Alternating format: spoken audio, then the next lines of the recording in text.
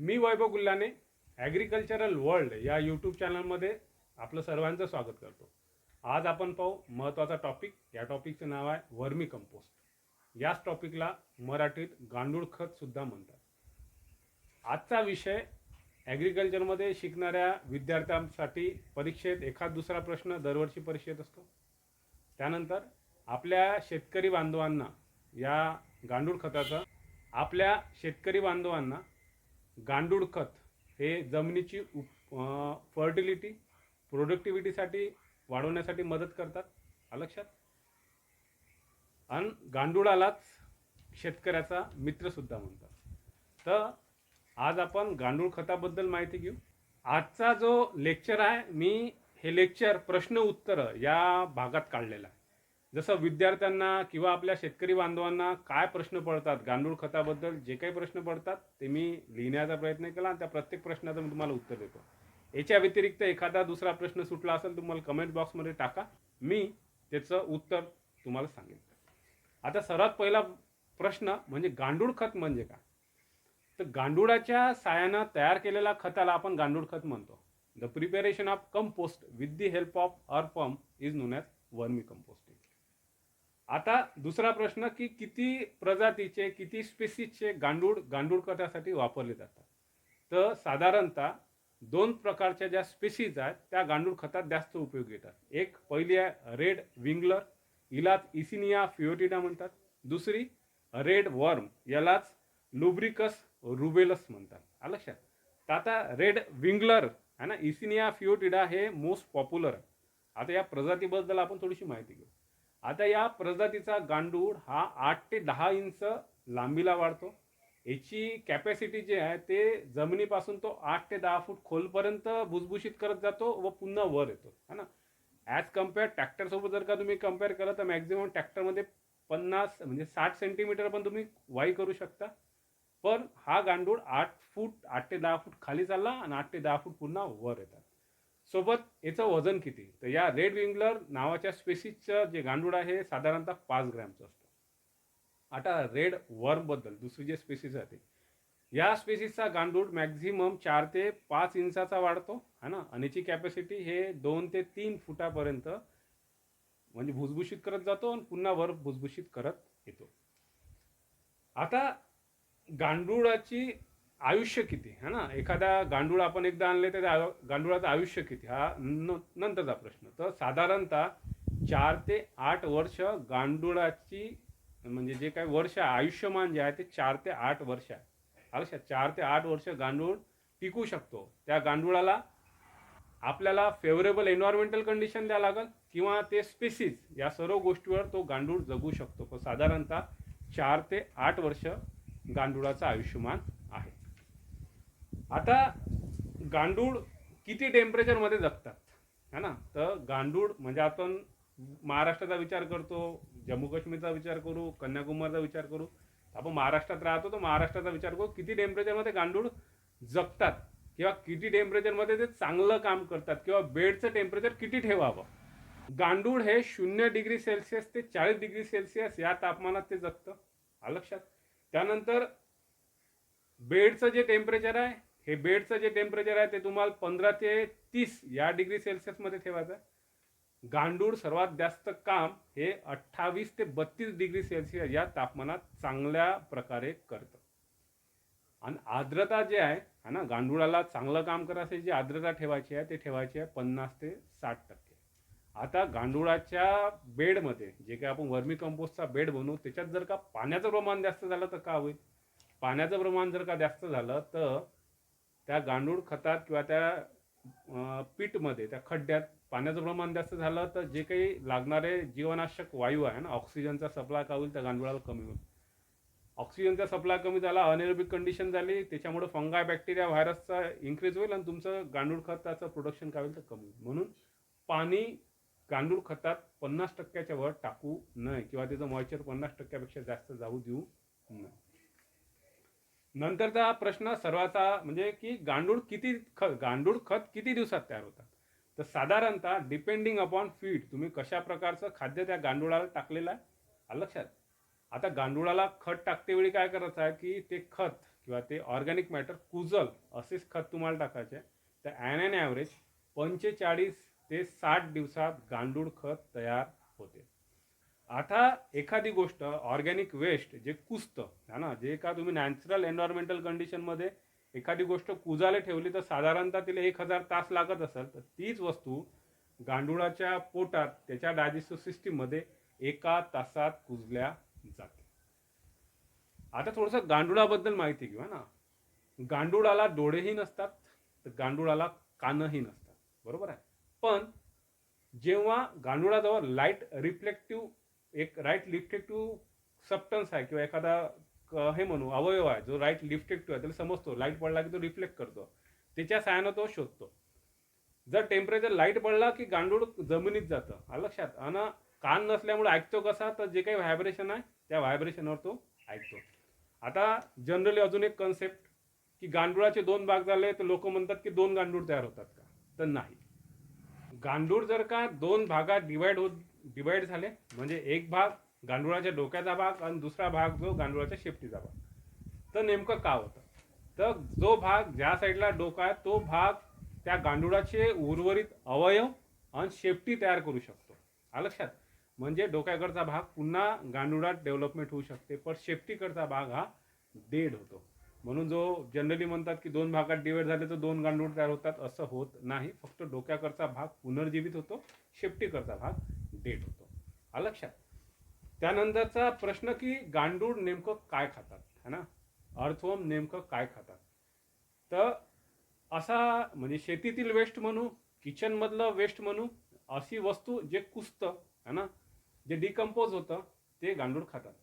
आता काय करू शकतो, तर तण है ना, वाळलेलं गवत, तुमचं कुटार, तुमचं शेण है ना, त्यानंतर तुमचे पालापाचोळा, तुमच्या धुऱ्यावरची वेस्ट, हे सर्व ते खातं. किचनमधली वेस्ट खातं, आलं लक्षात. तर अशी वस्तू जे कुजते ते खातं. मी असं प्रिफर करेन की तुम्ही गांडूळ खत तयार करताना निंबाचा पाला टाकावा. कवडी निंबाचा जो पाला आहे ना त्याची पानं टाकावी किंवा त्याच्या काळ्या टाकाव्या, ज्या कुजतील अशा काळ्या टाकाव्या. निंबाचा पाला टाकल्यामुळे काय होईल की नीम हा डिसीज कंट्रोल करू शकतो, इन्सेक्ट कंट्रोल करू शकतो, निंबोडी अर्क है ना, किंवा निंबाचा आपण पाला रसाचा स्प्रे करतो. तर जर का तुम्ही गांडूळ खतात जर का ते टाकले तर तुमच्या गांडूळ खतात काय होऊ शकते, disease resistance, insect resistance power वाढू शकतो. गांडूळ फंगाय, बॅक्टेरिया आणि व्हायरस असे मायक्रो ऑर्गॅनिझम सुद्धा फीड करतात. तुमचा फंगाय असो, तुमचा बॅक्टेरिया असो किंवा तुमचा अल्गी असो, शेवाळ, हे सुद्धा खातात.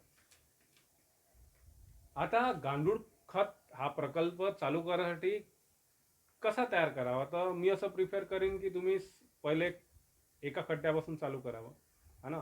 आता खड्डा कसा असावा, तर 3 फूट रुंद, 1.5 फूट खोल आणि लांबी तुमच्या सोयीनुसार तुम्ही जेवढं मेंटेन करू शकता तेवढं. गांडूळ किती आणावे एका खड्ड्यासाठी, आपण गांडूळ आता मी असं म्हणतो की 3 फूट रुंद खड्डा आहे, 1.5 फूट खोल आहे आणि साधारण 10 फूट लांबीच आहे. तर किती गांडूळ आणावं, तर साधारण 1 किलो गांडूळ पासून चालू करावं, आलं लक्षात. त्यानंतर नेक्स्ट की गांडुळाचे शत्रू कोण है ना, म्हणजे गांडुळाचे शत्रू कोण कोण आहेत, की गांडुळाचा बचाव कोणापासून करायचा. तर कोंबडी आहेत, बेंडूक आहेत, उंदीर आहेत, मुंग्या आहे, माकोडे आहे, खारुताई आहे, सरडा आहे, पाल आहे, तुमची मुंगूस आहेत, आलं लक्षात, बेडूक आहे. या सर्वापासून आपल्या गांडुळाचं काय करायचं आहे, तर प्रोटेक्शन करायचं आहे. हे गांडुळाचे मेन शत्रू आहे. त्यानंतर गांडूळ खत कसे तयार झाले, कसं ओळखावं, आलं लक्षात. गांडूळ खत कसे तयार झाले, कसं ओळखावं, तर साधारण खड्डा भरल्यानंतर, मी प्रोसिजर सांगतोच पुढं. खड्डा भरल्यानंतर वरचा भाग थोडासा हाताने उकरावा आणि उकरल्यानंतर तुम्हाला जर बारीक पत्तीसारखं 40 ते 45% मॉइश्चर असं ओलावा असणारं बारीक पत्तीसारखं दाना दाना समान काळपट असं जर का मटेरियल दिसत असेल तर समजावं की तुमचं गांडूळ खत तयार झालं. ही प्रोसिजर साधारणतः 45 ते 60 दिवसात कंप्लीट होते, आलं लक्षात. आता गांडूळ खताची एक्सपायरी डेट काय, किंवा तुम्ही एकदा गांडूळ खत तयार केलं तर किती दिवस ते टिकतं किंवा किती दिवसांत ते एक्सपायर होतं. तर साधारणतः गांडूळ खत 1 ते 3 वर्षापर्यंत आपण स्टोअर करून ठेवू शकतो. पर यात महत्त्वाची अट आहे की त्याची जी क्वालिटी आहे त्याची जे क्वांटिटी आहे, त्यामध्ये असणारे जे एलिमेंट आहे हे चांगल्या प्रमाणात असावं. त्याचं स्टोरेज त्यात मिनिमम म्हणजे कमीत कमी 40% मॉइश्चर म्हणजे त्यात 40% आर्द्रता असणे आवश्यक आहे. गांडूळ खत कुठं तयार करावं? आता सर्वात चांगली एक गोष्ट की गांडूळ खताचा स्मेल येत नाही, म्हणून तुम्ही ते इनडोअर सुद्धा करू शकता. म्हणजे आपल्या घराच्या बाजूला करू शकता, कोठ्याच्या बाजूला करू शकता, कुठंही करू शकता, तो स्मेल करत नाही. गांडूळ खत तयार करण्यासाठी शेडचा आवश्यकता असते. शेड म्हणजे तुम्ही टिनाचं शेड बांधू शकता किंवा एखाद्या झाडाखाली घेऊ शकता किंवा एखादं कुडाचं शेड बांधू शकता की जेणेकरून त्या बेडवर डायरेक्ट सनलाईट पडला नाही पाहिजे. आलं लक्षात? कारण की मी तुम्हाला मग सांगितलं गांडूळ हे साधारणतः 28 ते 32 डिग्री सेल्सिअस या तापमानात जास्त प्रमाणात काम करतात. आलं लक्षात? 28 ते 32 डिग्री सेल्सिअस. म्हणून गांडूळ खताचा खड्डा तयार करताना वर छत असावं. ते मग एखाद्या झाडाखाली तयार करा किंवा तुमच्या शेतातला जो फार्म हाऊस आहे त्याच्या बाजूला तयार करा की त्याच्यावर शेड असलं पाहिजे. गांडुळाचा खड्डा कसा भरावा किंवा गांडुळाच्या खड्ड्याची साईज काय? 3 फूट रुंद असावा, 1.5 फूट खोल असावा. लांबी तुम्ही जितकी मेंटेन करू शकतात किंवा तुम्हाला जितका खड्डा मेंटेन करता येतं, मी साधारणतः 10 फूट ठेवण्याचं रिकमेंडेशन करेन. गांडुळाचा खड्डा कशा कशाने भरावा? तर सर्वात पहिले जे शेतीचं जे काही वेस्ट आहे, जे असं वेस्ट जे कुजतं किंवा किचनचं असं वेस्ट जे कुजतं, मी तर कुटार घेतलं. कुटारासोबत तुम्ही कडुनिंबाच्या पालाचा सुद्धा उपयोग करा, कारण की ते डिसीज रेजिस्टंट, इन्सेक्ट रेजिस्टंट आहे. तर पहिले 3 ते 4 लेअर तुम्ही कुटार टाकावा प्लस निंबाचा पाला टाकावा. ते लेअर टाकल्यानंतर त्यावर पाण्याचा शिरकावा करावा. त्यानंतर शेण, माती आणि वाळू म्हणजे 50% शेण साधारणतः 2 आठवडे जुनं असावं. लक्षात? 1 ते 2 आठवडे जुनं शेण, 50%, 40% माती, 10% वाळू याचं मिश्रण करून पुन्हा 3 ते 4 इंचाचा थर भरावा. पुन्हा याच्यावर पाण्याचा शिरकावा करावा. त्यावर तुमच्याजवळ असणारे 1 किलो गांडुळातले 50% म्हणजे 500 ग्रॅम गांडुळाची लेअर याच्यावर टाकायची. ते टाकल्यानंतर पुन्हा तुम्हाला कुटाराचा लेअर टाकायचा आहे, त्याच्यावर पुन्हा थोडंसं पाण्याचा शिरकावा करायचा आहे. पुन्हा शेण, माती आणि वाळू यांची लेअर टाकायची आहे. त्यानंतर पुन्हा गांडुळाचा थर टाकायचा. उरलेले तुमचे जे अर्धा किलो गांडूळ आहे ते पुन्हा त्याच्यावर आथरायचे. गांडूळ आथरल्यानंतर तुम्हाला त्यावर पाणी टाकायचं. पाणी टाकल्यानंतर तुम्हाला जे काही आपले पोते असतात आहे ना, गनी बॅग्स ज्याला म्हणतो आपण, ते पोते त्याच्यावर आथरायचा. पाणी अशा प्रकारे खड्डा भरायचा. खड्डा मॅक्झिमम 1.5 फुटापर्यंतच भरायचा आहे. खड्डा भरताना खड्डा चौकोनी न भरता असा डोम शेप भरायचा आहे. लक्षात? कोणता शेप भरायचा आहे? डोम शेप भरायचा आहे. ते डायग्राम दिसावं म्हणून मी तशी काढली, पण डोम शेप भरायचा आहे. मॅक्झिमम 1.5 फुटाच्या वर जाऊ नये. पाणी कसं टाकायचं? उन्हाळ्याचे दिवस असेल तर सकाळी एकदा पोते ओले करायचे. हिवाळ्याचे दिवस असेल तर 2 ते 3 दिवसांना तुम्हाला ते पोते ओले करायचे. तुमच्या खड्ड्यात 50%पेक्षा जास्त पाणी असू नये, कारण की पाण्याचं प्रमाण वाढलं तर जे इसेन्शियल गॅसेस लागतात आहे ना, ऑक्सिजनचा जो सप्लाय लागतो गांडूळ खताला तो कमी होतो. त्यामुळं गांडूळ खताची जी क्वालिटी आहे ते कमी होण्याची किंवा खालवण्याची शक्यता असते. म्हणून पाणी हे 40 ते 50% या रेंजमध्ये ठेवावा. सॉरी, हा खड्डा शेड म्हणजे सावलीच्या खालीच बनवावा. लक्षात? 40 ते 45 दिवसात तुमचं गांडूळ खत हे तयार होईल. लक्षात? अशा प्रकारे हा गांडुळाचा खड्डा भरावा. आता 45 ते 50 या दिवसाच्या दरम्यान तुम्हाला वरचे पोते काढायचे आहे. हाताने तुम्हाला तो खड्डा थोडासा उकरून पाहायचा. तुम्हाला जर का पत्तीसारखं ओलसर दाना समान असं जर का खत भेटलं तर गांडूळ खत आपलं तयार झालं. हार्वेस्टिंग कशी करावी? म्हणजे गांडूळ खत तयार झाला, आता त्याला हार्वेस्टिंग कशी करावी? पावड्याने कुदळीने खड्डा खोदू नये किंवा त्यानं हार्वेस्टिंग करू नये. असं केल्यामुळे तुमचे गांडूळं डॅमेज होऊ शकतात. म्हणून खड्डा हार्वेस्टिंग करताना एका साईडनं चालू करावा. त्याला हळूहळू हाताने त्याला इकडे सरकावं. सरकवल्यानंतर काय होतील की गांडूळ त्या दिशेनं जात असतील, एका दिशेनं जातील. हळूहळू तो जमा करत न्यायचा आहे आणि एक बारीक चाळणी घ्यायची आहे आणि चाळणीच्या सहाय्यानं त्याला गाळायचं आहे. लक्षात? गाळल्यानंतर तुमचं फाईन जे मटेरियल असते ते गांडूळ खत तयार होईल. शेवटी तुमचा जसं तुम्ही उजव्या साईड करून हार्वेस्ट करत गेले हाताने, डाव्या साईडला पोचले की शेवटचा जो भाग आहे तो काळजीपूर्वक हाताने काढावा. त्यातले गांडूळ वेगळे करावे, त्याला पाण्याने धुवून घ्यावे. लक्षात? आणि ते नेक्स्ट खड्ड्यात टाकासाठी काय करावं तर तयार करावं. आणि चाळणीत घालल्यानंतर तुमचं जे खाली पडलेलं जे खत आहे ते 100% गांडूळ खत आहे. लक्षात? आता हे खत जनरली साधारणतः 50 रुपये किलोपर्यंतही विकता येतात. आता गांडूळ खत जनरली किलोनं विकत नाही. जर एखादं 50 किलोचं पोतं तुम्ही गांडूळ खतानं भरलं तर आपण त्याचं वजन हे 50 किलो पकडतो आणि आपण ते सेल करू शकतो. साधारणतः 50 रुपये किलो इतकी प्राईस आपल्याला भेटू शकते. आता वर्मी वॉश म्हणजे काय आलं लक्षात. खड्डा जेव्हा केला होता त्या खड्ड्याच्या खालच्या भागाला पन्नी टाकायची की जेणेकरून आपले गांडूळ जमिनीच्या खाली गेले नाही पाहिजे. साधारणतः त्या गांडूळ खताचा जो उतार आहे तो अशा प्रकारे करायचा. ठीक आहे. इथं तुम्ही जर का आता नवीन आलेल्या प्लास्टिकच्या जर का बॅग्स घेतल्या तर त्याला एक खाली असं पाईप असतो. अशी पन्नी भरल्यानंतर जे काही एक्सेस वॉटर आहे ते हळूहळू या पाईपा थ्रू बाहेर येतील आणि ते पाणी एका बकेटीत कलेक्ट करायचं आणि याच पाण्याला आपण वर्मी वॉश म्हणतो. हे पाणी आपण डायरेक्ट झाडाला, आंब्याच्या झाडाला, चिकूच्या झाडाला ड्रेंचिंग करून सुद्धा वापरू शकतो. आता गांडूळ खत एका एकरात किती अप्लाय करावं तर साधारणतः 4 ते 5 क्विंटल गांडूळ खत एका एकरात अप्लाय करावा इतका त्याचा रिकमेंडेड डोस आहे. गांडूळ खताचे फायदे. एक सर्वात मोठा फायदा की तुमची जमीन भुसभुशीत करते कारण की गांडूळ हा शेतकऱ्याचा मित्र आहे. दुसरं, तुम्ही शेतीला पूरक व्यवसाय म्हणून गांडूळ खत तयार करून विक्री करू शकता आपल्या दुसऱ्या फार्मरला. तिसरं, जमिनीत असणारे तुमचे इसेन्शियल एलिमेंट, झाडाला लागणारे जे 17 इसेन्शियल एलिमेंट आहेत nitrogen, phosphorus, potassium, sulphur, calcium, magnesium तसं मायक्रोन्यूट्रन याचं सर्वांचं एनरिचमेंट है ना, फर्टिलिटी इन्क्रीज करतं. जमिनीची physical, chemical, biological property improve करतं. वॉटर होल्डिंग कॅपॅसिटी सुद्धा इन्क्रीज करतं. जमिनीचा जो समूह आहे, जो पीएच आहे तो रिपेअर करण्याचा प्रयत्न करतो किंवा गांडूळ खत रिपेअर करतं. गांडूळ खत हे इको फ्रेंडली आहे. लक्षात, इको फ्रेंडली म्हणजे नैसर्गिकरित्या तयार झालेला आहे. हे जमिनीची फर्टिलिटी, जमिनीची प्रोडक्टिव्हिटी म्हणजे उत्पादन क्षमता वाढवतं.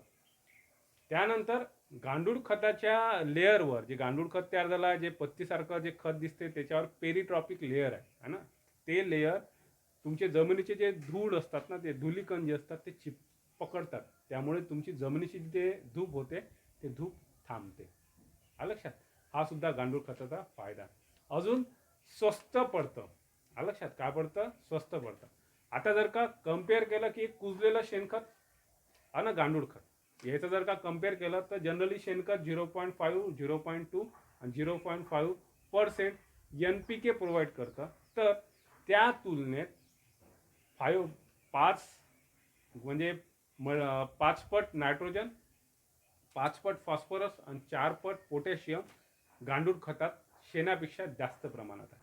म्हणजे डायरेक्ट कुजलेलं शेण टाकण्याऐवजी त्या शेणाचं कन्व्हर्शन गांडूळ खतात करावं आणि मग ते जमिनीत टाकावं. म्हणजे 10 टन शेणखत = 3 टन गांडूळ खत.